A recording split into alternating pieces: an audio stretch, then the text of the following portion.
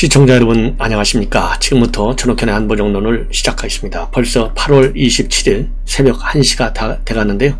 지금 이 시간에 집중적으로 말씀드릴 주제는 윤희숙 의원의 권익위에 말하자면 의혹 제기로 인해서 촉발된 이 사태를 가지고 제가 여러분들께 분석을 해드리겠습니다. 어제도 한번 말씀을 드렸고요. 오늘 다시 한번 말씀을 드리는데 상황이 지금 굉장히 뭐라 그럴까요?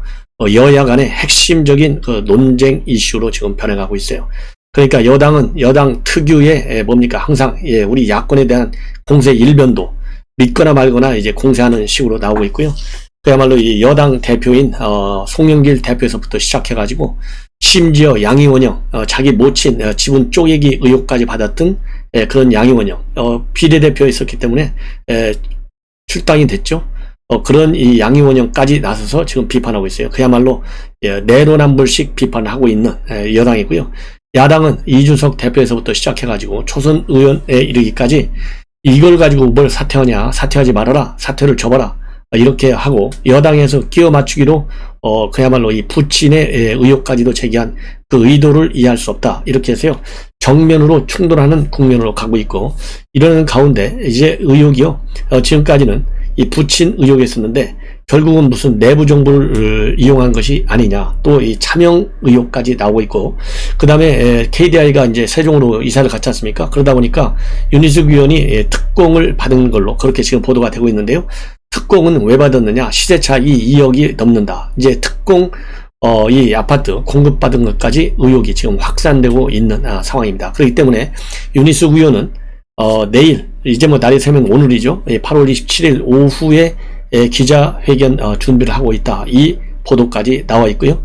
그래서 어제 여당의 이런 압박, 비판 일변도 이런 공세에 대해서 윤희숙 의원이 추가적인 입장을 내놨습니다. 그래서 이런 전반적인 여권 내부의 동향, 그 다음에 우리 야권의 동향, 그 다음에 윤희숙 본인, 그 다음에 언론에서 제기되고 있는 의혹들, 그리고 또 김어준이 또 이럴 때 또 안 나올 수가 없잖아요. 김어준이가 한 얘기, 이런 얘기들을 모아서 말씀을 드리겠는데요. 제가 방송을 진행하기 전에 먼저 우리 시청자 여러분들께 분명하게 말씀드리고 싶은 거는요. 저는 지금까지 특정 사사로운 무슨 이해관계를 가지고 단 한 번도 비판한 적이 없다. 저도 사람이니까 상황에 따라서 이슈에 따라서 말하자면 이 평가의 강도가 조금 세질 때도 있고 낮아질 때도 있어요. 그러나 기본적으로 우리 야당 인사들 특히 대선 주자들과 관련해서는요 비판을 극도로 자제하고 있습니다. 윤희숙 의원도 마찬가지예요. 대선 주자였지 않습니까? 일체 단 한마디도 안 했어요. 그러나 이번 사건은 제가 어제 이 언론 보도 의혹을 보고 보도했던 그 길은 우리가 여권한테 말하자면 밀리는 추가적인 공세의 이 모멘텀을 줘서도 안 되고요. 그런 빌미를 줘서도 안 된다. 우리가 사전 선방해야 될 것은 선방해야 되겠다. 이런 취지에서 제가 말씀드린 것이다. 라는 것을 분명히 다시 한번 여러분들께 이해해 주십사 말씀을 드리고요. 제가 과거에도 한번 그런 적이 있는데요. 제 댓글에 그야말로 합리적인 의문과 이 비판, 건강한 비판 얼마든지 받겠습니다. 그러나 제 인격을 의심하는 그런 비판의 댓글은 대단히 죄송하지만 자제해 주십사 거듭 당부드립니다. 저는 일평생 살아오면서 말이죠. 정말 바른 생각만 하고 살아온 사람이에요. 정말 여러분들 이런 말씀 드리기 죄송하지만은 저도 6학년인데 학교 다니면서 평생을 모범 우수 학생으로 평생을 상장을 받고 살아왔어요. 그렇기 때문에 댓글에 저의 인격과 저의 명예, 자존심에 반하는 그런 도저히 용납할 수 없는 댓글을 다는 것은요 극히 자제해 주십사 당부를 드립니다. 제가 이런 말씀을 드리는 것은 우리가 왜 조국 비판합니까? 그 다음에 조국에 옹호하는 여권을 왜 비판합니까? 조르남불 때문에 비판하는 거 아니에요? 왜 우리가 조응천이니 그 다음에 금태섭이니 그 다음에 박용진이니 그 다음에 유인태 이런 쓴소리하는 사람들을 왜 우리가 높이 평가하고 저도 방송에서 왜 인용을 합니까? 옳은 소리를 하기 때문에 인용을 하는 거잖아요. 그래서 제가 비판하는 것은 제 감정적 비판이 아니라 제기될 수 있는 의혹을 여러분들께 지적을 하는 거예요. 그래서 우리가 여권의 공세를 사전에 막고 그리고 우리 야권이 입을 수 있는 데미지를 최소화시키자. 이거는 저보다도 당에서 더 챙겨야 되겠고 그 다음에 윤희숙 의원 본인이 더 챙기고 있으리라고 믿어 의심치 않습니다. 그러니까 내일 이제 추가적인 또 기자회견을 하겠다 이런 거 아니에요? 이렇게 나오는 이유는 사안의 중대성에 비춰볼 때 이거는 뭐 당사자가 보는 거하고 제가 보는 거하고 시청자 여러분들이 보는 거하고 다 다를 수가 있겠죠. 지금 이것이 논쟁 이슈로 크게 번지는 이유 중에 하나는 과연 당연히 어떻게 보면요, 사안의 중대성에 따라서 사퇴를 던지는 의원이 나왔어야 돼요. 근데 여당에서 단 한 명도 안 나왔잖아요. 오히려 사퇴는 그만두고 탈당해라 이렇게 하는데도 12명 중에 2명은 뭐 이 비례대표 의원이니까 배지를 유지해야 되니까 나갔고 10명이 버티고 있어요. 10명이. 그 중에 5명은 탈당하겠다는 의사를 이제 표명한 것 같고 5명은 내가 왜 탈당하냐 버티고 있다는 거 아니에요? 그러니까 송영길이 지금 주춤해가지고 깔아 뭉개고 있는 이러는 상황에서 이 윤희숙 의원이 느닷없이 사퇴 이 최강수 카드를 들고 나온 거잖아요. 그러니까 이것도 우리가 지금 평가할 때 상식을 가지고 평가하잖아요. 이번 개념이 뭡니까? 이번 이 대선 국면에서 윤석열 총장이 공정, 상식, 정의 얘기했잖아요. 상식. 이것도 마찬가지예요. 상식적으로 보면 상식이라는 게 더하기 빼기 1 더하기 2는 3이다. 이게 아니잖아요. 예. 3도 될 수 있고 5도 될 수 있고 1도 될 수 있어요. 그게 상식의 폭이에요. 그러나 초강수 국회의원을 사퇴하겠다 나온 자체가 이것이 과연 상식 수준에서 맞냐 이거야. 안 맞잖아요. 그러니까 추가적인 그런 의혹도 생기고 또 논쟁 이슈로 더 번지는 거예요. 그런 차원에서 제가 말씀을 드리는 거다라고 다시 한번 여러분들께 분명하게 제가 짚어드리고 싶습니다. 그래서요, 지금 언론들하고 만나는 자리에서도 직접 이 코트한 건데 도대체 왜 사퇴까지 그런 강수를 두느냐? 무슨 뭐 염치에도 맞지 않고 뭐 이 상식에도 맞지 않다. 그다음에 뭐 등등 많은 사퇴의 변을 내놓았어요. 그리고 나를 좀 빨리 좀 수사해달라. 그리고 내 사퇴를 제발 좀 빨리 처리해달라. 이런 진정성을 호소하는 윤희숙 의원의 주장도 나왔습니다. 예. 그렇지만은 그럼에도 불구하고 지금 언론에서는요, 다른 무슨 정치적인 이해관계가 있는 거 아니냐? 내년에 서울시장 나오려고 하는 거 아니냐? 이건 제가 질문하는 게 아니라 언론에서 그렇게 질문했어요. 언론인들이. 더 큰 정치적인 이해관계. 그래서 이번에 사퇴를 한다, 설령 사퇴 의사를 표명한 것 자체가 더 큰 정치적인 계산이 있다. 그게 바로 서울시장 아니냐. 이렇게 언론이 질문했어요. 그러니까 그거는 내가 생각하는 정치인의 모습이 아니다. 그러니까 내 여의도 정치 문법이 아니다는 거예요. 나는 그런 생각 없이 순수하게 내가 정말 나는 임찬이다. 이렇게까지 했고, 이런 것 때문에도 정권 교체를, 지금 부동산 문제가 얼마나 심각하냐 했는데, 내가 그동안에 그야말로 진정성 있게 그야말로 주장을 해서 국민들에게 호소하고, 그래서 국민들이 나를 이렇게 지금 이 대선 주자로까지 뛰게 만들어줬는데, 내가 여기서 이 사퇴를 하지 않으면 그야말로 이 정권 교체를 하자는 것이 희화될 것 아니냐. 내가 그런 건 막아야 되겠다. 그래서 정권 교체의 이 뭐라고 그러죠? 이 모멘텀, 이 분위기, 국민들의 이 분노, 그야말로 경로, 예?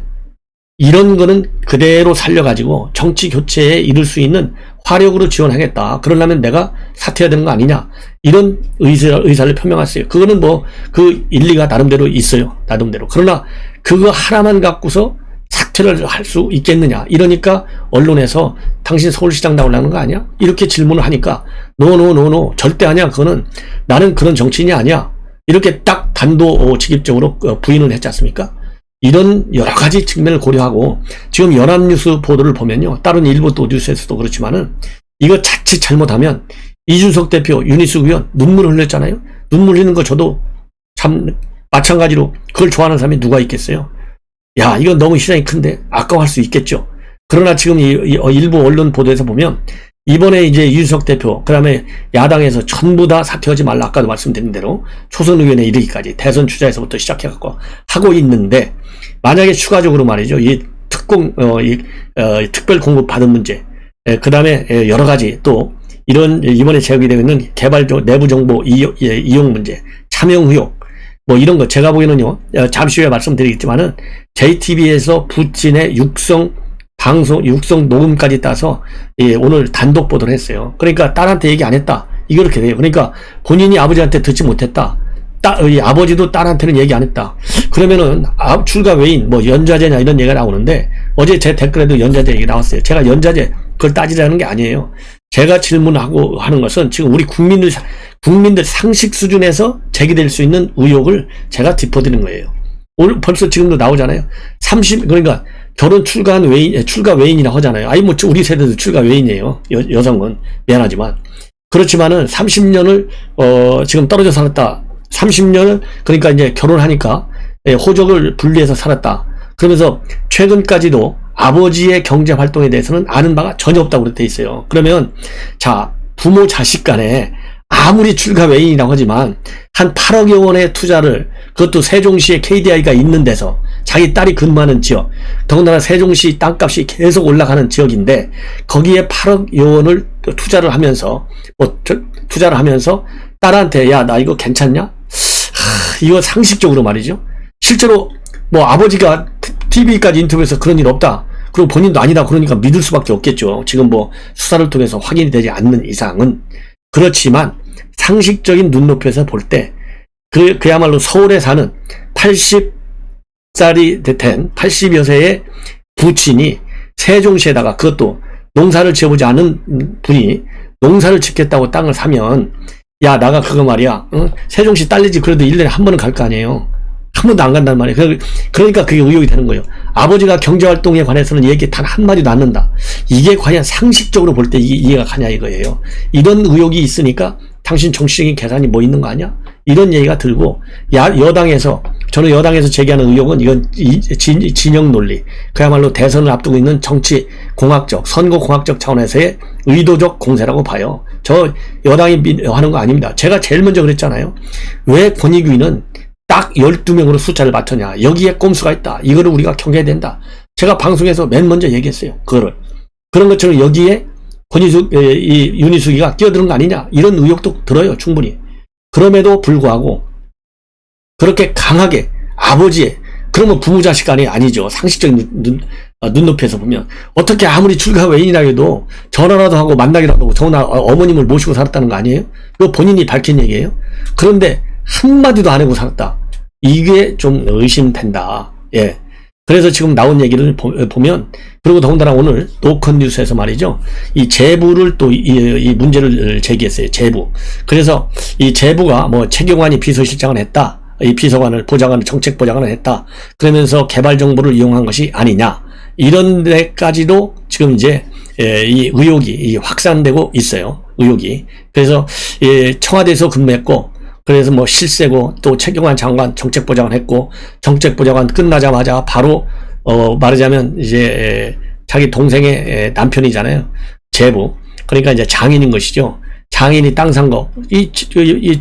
윤희숙 제부도 이번 신문 보고서야 알았다. 그리고 윤희숙도 26년 전에 호적 분리한 이후에 아버지 경제활동을 모른다. 이 땅 산 것도 최근에야 알았다. 이렇게 돼 있거든요. 자, 이런 점들이 상식적으로 볼 때 과연 어디까지 우리 국민들이 믿어주겠냐 이거예요. 내가 믿고 우리가 믿는다, 우리 야권에 있는 국민들이 믿는다 하고, 일반 국민들, 지금 여기서 일반 국민들은요, 최소한도 당의 색깔을 갖지 않은 중도층, 이 합리적인 이 사고를 하리라고 믿을 수 있는 이 중도층들이 정치적인, 왜냐하면 지금 야권에 있는 국민들, 저를 포함해서 모든 이거 하나도 믿고 싶지 않잖아요. 여권의 공격을. 그러나 중도층들은 여권이 옳은 말을 하는지 야권이 옳은 말을 하는지 다 재고 있다 이 말이에요. 이런 측면에서 제가 보는 것이고, 그래서 지금 노컷 뉴스에서 이 제부의 또 의혹까지 지금 제기하고 있어요. 그래서 이 제부는, 노컷 뉴스에서는 뭐 윤희숙과 이 제부 연락이 안 됐다 그랬는데요. 제부가 다른 언론과의 밝힌 내용을 보면 전혀 사실이 아니다, 법적 조치를 하겠다라는 입장을 지금 밝히고 있어요. 그래서 이 윤희숙 이번 사퇴 이 내용이 상당히 지금 파장을 많이 낳을 수밖에 없는 그런 환경에 처해 있다, 이렇게 말씀을 드리고요. 자, 그러면 윤희숙 의원이 지금 뭐라고 이제 입장을 밝혔냐면요, 바로 어제죠. 8월 26일 날 전혀 이 의혹과 관련해서는 부친 투입 매입 과정에 관여하지 않았다. 수사 과정에서 모든 자료를 투명하게 제출하겠다. 그리고 일부 언론사에서 의원 가족의 집에까지 찾아오고 있는데 즉시 자제해 줄 것을 정중히 요청드린다. 그리고 의원직 사세로 수사를 회피하는 것은 원래 가능하지도 않으며 오히려 고대하는 바다. 본인 및 가족은 어떤 조사에도 성실히 임할 것이다. 기자회견에서 밝힌 대로 부친의 토지 매입 과정에서 전혀 관여한 바가 없으며 수사 과정에서 요청이 있을 경우에 모든 자료를 투명하게 제출하겠다. 그리고 사직서는 어제 기자회견 전에 의안과에 제출했다. 야당 의원의 정치적 결단을 본인 선거나 본인 의혹을 가리기 위해 이용하고 흠집내는 행태는 멈춰주기 바란다. 그리고 의원 본인, 가족, 전 직장에 이르기까지 무분별한 억측과 허위사실이 유포되고 있어서 사실과 다른 부분에 대해서는 엄중히 대응해 나가겠다. 사퇴 쇼라 비난하기보다 다수당이신 민주당이 본회의에서 가결하셔서 사퇴를 완성시켜 주시기를 간곡히 부탁드린다.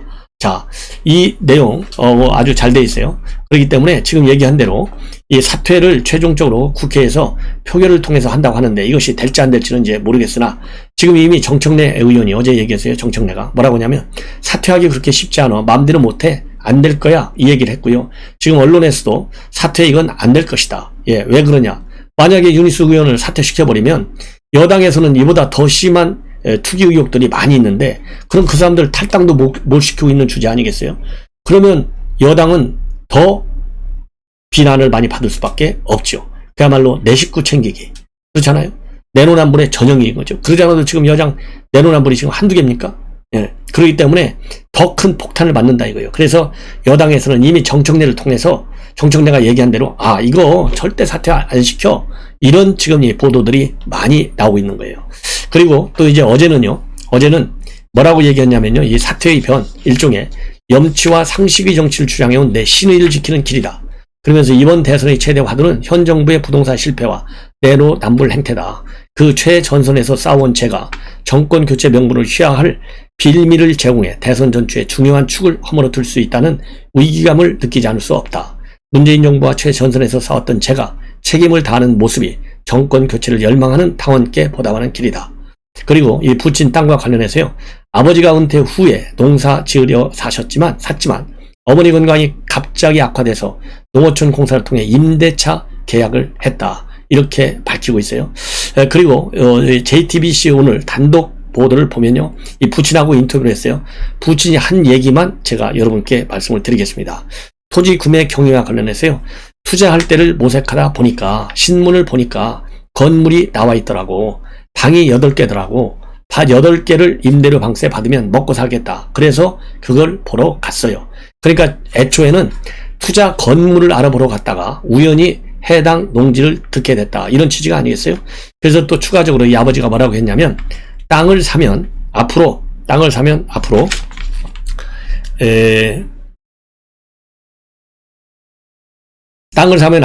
산업단지가 생기고 그 건너에 뭐 전철이 들어오고 농사를 지으려고 생각을 했는데 농사 짓다가 보면 이럴 수도 있겠다. 욕심이 생기더라고요. 그러니까 이 얘기는 좀 이 투자적인 측면도 염두에 뒀다. 이런 얘기가 아니겠어요? 근데 실제 이 해당 토지 주변에는요. 산업단지가 여러 개가 있습니다. 4-5개 있고 그리고 현재는요. 2016년도 살 때 비해서 공시지가가 56% 정도 상승을 했다. 그래서 시세는 그 당시 시세는 한 8억여 원 정도 주고 샀는데 지금 시세는 한 20억 정도 갈 것이다. 그래서 한 10억 정도의 차익을 봤을 것이다. 라는 보도들이 많아요. 그리고 아까 말씀드린 대로 이런 아버지 이런 거 산 거 그런 것은 윤희숙 의원은 전혀 뭐라 그럴까요? 몰랐다. 예, 아버지 몰랐다. 이렇게 얘기를 하고 있어요.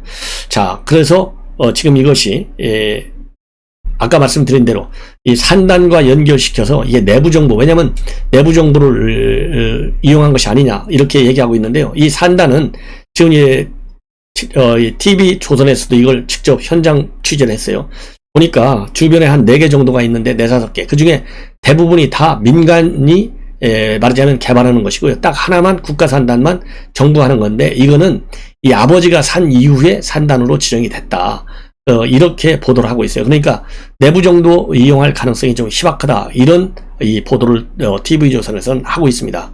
그래서 지금 이제 윤희숙 의원이 내일 이런 내용과 관련해서 지금 제기되고 있는 본인이 사퇴 선언을 한 이후에 제기되고 있는 여러 가지 의혹에 대해서 내일 한 번 더 기자회견을 한다고 그래요. 그러니까 내일 기자회견을 통해서 지금 제기되고 있는 의혹들이 완전히 사라지기를 이제 바라죠. 모두 우리 야권에 있는 국민들. 본인이 윤희숙 의원이 얘기한 대로 정권 교체를 바라는 사람들은 당연히 제대로 된 해명을 통해서 이러한 여권의 의혹 제기가 그야말로 우리 국민들로부터 다시 한번 이 전형적인 내로남불의 공세다. 이렇게 인정받을 수 있는 그런 기자회견이 되기를 바란다라는 말씀을 저나 여러분들이나 모두가 다 똑같을 것이다. 그렇게 생각하고요. 그래서 아까 말씀드린 대로 왜 사퇴하느냐, 뭐 내년 서울시장 출마하는 거 아니냐, 이런 질문과 관련해서 그거는 내가 생각한 정치인의 모습이 아니다, 이런 얘기도 했고요. 그럼 왜 사퇴를 하느냐, 이러니까 우리나라는 보통의 국민보다 못한 도덕성과 자질을 지닌 정치인들을 국민이 포기하거나 용인하고 있다. 그러면서 이 본인이 의원직을 사퇴하고 대선 불출마하는 것을 보고 국민이 정치인을 평가할 때 도덕성과 자질을 포기하지 않았으면 한다는 기대를 갖고서 이 사퇴를 한다. 이렇게 본인이 다시 한번 추가적으로 밝히고 있습니다. 그래서 지금 현재 아까 말씀드린 대로, 그리고 이제 제보, 아까 말씀드린 대로요, 이 제보가 청와대 근무한 거 아주 짧게 근무했고요. 최경환 장관 정책보좌관 점을 들어서 내부 정보를 말하자면 이용해서 땅을 산 거 아니냐, 이렇게 얘기하는데요.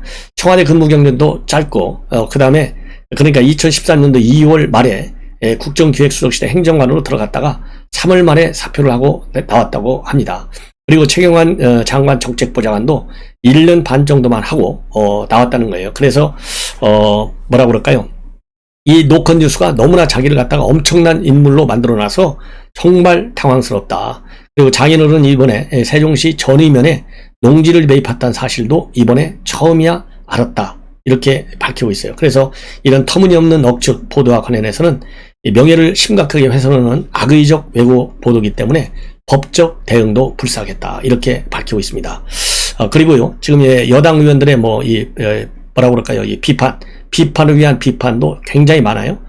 많고, 야당에서는 아까 말씀드린 대로 대선 주자 거의 상당 부분이 이거 사퇴할 게 아니다, 말리고, 이준석 대표도 또 말렸다. 지금 여러분들 뭐 다 아실 거예요. 눈물까지 흘리면서 말렸고요.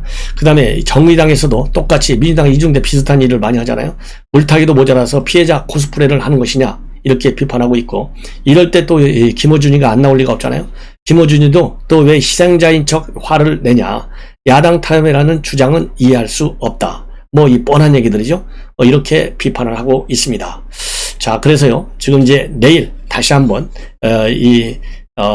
윤희숙 의원의 기자회견 내용을 또 보고 여러분들께 보도해 드리도록 하겠고요. 그리고 이준석 당대표가 어제 한 번 더 탈당을 요구받은 6명에 대해서는 선당 후사 정신을 발휘해달라, 이렇게 간곡히 촉구하고 나섰습니다. 그리고 이 안철수 대표도 이제 한마디 또 했어요. 안철수 대표 뭐라고 했냐면은 대선 주자, 청와대, 국회의원, 자치단체장에 대해서는 부동산 문제에 관해서, 투기에 관해서는 전수조사하자.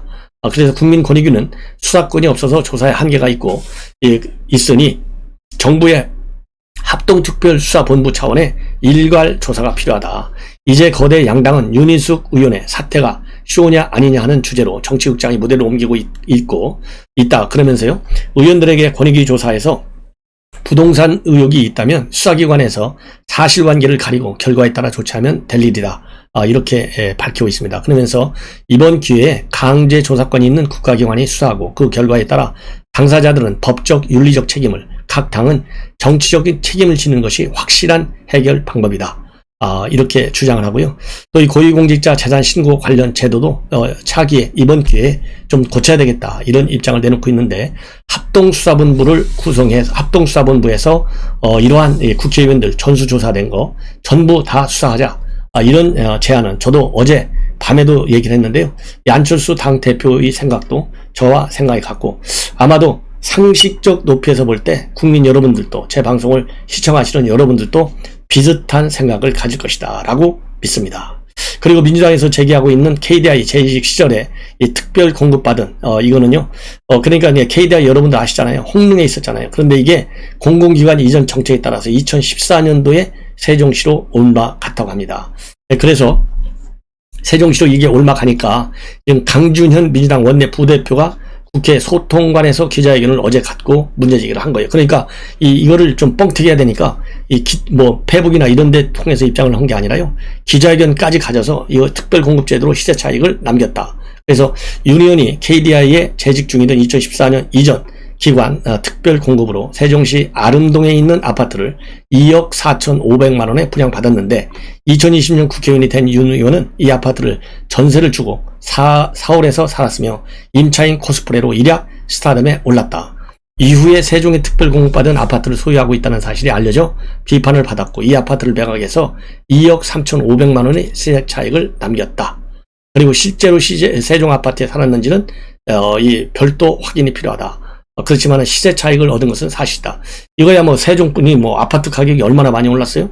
그러니까 시세 차익은 나을 수밖에 없는데 문제는 지금 뭐 이 특공 이 공급 규정에 이게 맞는지 안 맞는지는 잘 모르겠으나 특별 공급을 받았다 하면 공급 규정에 맞기 때문에 받았지 않았겠습니까?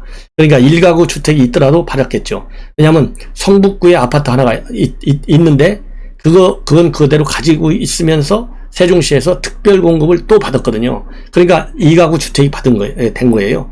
이 점에 대해서는 상당한 비판의 소지가 있다. 어떻든지 간에. 왜냐하면 본인 얘기한 대로 나도 임차인이다. 그래서 뭐 일약 스타덤에 올라갔고 지금 대선 후보까지 간 거 아니겠어요? 그러면은 이유가 어떻게 됐든지 간에 서울 성북에 아파트가 하나 있는데 그 아파트가 크든 작든 간에 여기에 특별 공급을 받았다. 그러면은 나는 임차인이다. 이 정도로 이 부동산 문제의 실정을 이 강력히 비판할 정도의 도덕 정신 이런 것이 딱 매몰차게 그야말로 제대로 딱 한다면 특별 공급도 받지 않았어야 되는 것 아니냐. 이런 비판에 대해서는요. 내일 이제 해명 나오는 것이 우리 국민들에게 충분히 납득할 수 있는 이 해명을 좀 내놓는 것이 좋겠다라는 말씀을 드립니다. 자, 시청자 여러분, 이것으로요, 오늘 밤 윤희숙 의원과 관련해서 어제 뭐 이 기사가 뭐 엄청 많이 나왔어요. 하루 종일.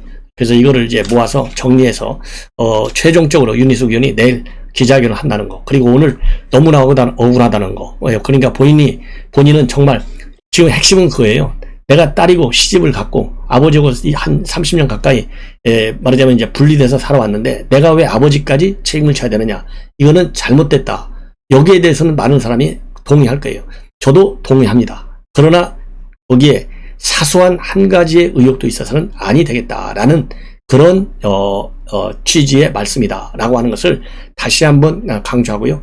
그러다 보니까 이렇게 엉뚱하게 내부정부 이용, 차명 의혹 이런 것까지도 확산되고 있고 특공 공급받은 아파트까지도 문제되고 있는 것이 아니겠습니까? 그래서 내일 그야말로 이 기자회견을 통해서 모든 의혹이 다 원만하게 해결이 되고 그래서 부동산 문제가 지금 현재 문재인 정권의 최고의 아킬레스건이잖아요. 그래서 부동산 문제를 윤희숙 의원이 공격을 하든 안 하든 간에 어차피 이거는 대선 주자 모두가 공격할 것이고요.